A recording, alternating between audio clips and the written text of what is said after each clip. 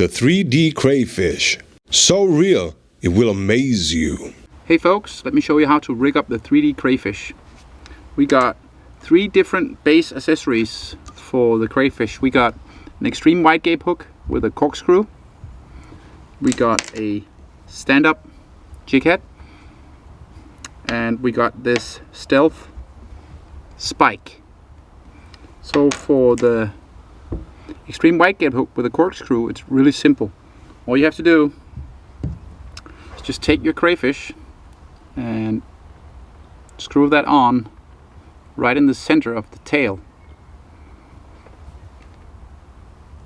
And that's a very, very common way to rig up these soft lures with an extreme wide gape hook. So just like that, you can see, make sure that it comes off the center of the base of the tail, like so. Then you take your crayfish and you put the hook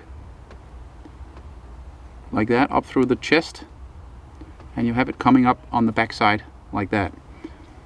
If you're fishing in cover, it's a good idea to just pinch down the hook like so, so the hook tip is just hidden in the skin here. If you're fishing a little bit more open, especially for pike and other fish, don't bite as hard as the bass, it's a good idea to leave the hook tip exposed like that. So that's how you rig it up on the extreme wide gape hook with a corkscrew. Very, very simple. Second way, on the stand-up jig head, you can see here, you want to have that tail come up and cover, so the hook must come up just under the hook shield. So again, it's a good thing to try to hook it in the center of the tail part like that, and let the hook tip come out just before the back shield like so. Just take the soft lure and come up like so. So that's perfectly rigged up with the stand-up jig head right there. Then the last one is the stealth spike, and the stealth spike is like this wire frame here. The wire frame you punch in just under the chest there, you'll punch it through, and it comes out all the way out in the nose of the crayfish. You have to push it through like that, so it sticks out right there. Then that little spike here, you punch that into the tail section right in the middle, so that you actually create this like an airplane, like a plane that will slide away from you. Then you take your little hook, it comes together with a spike,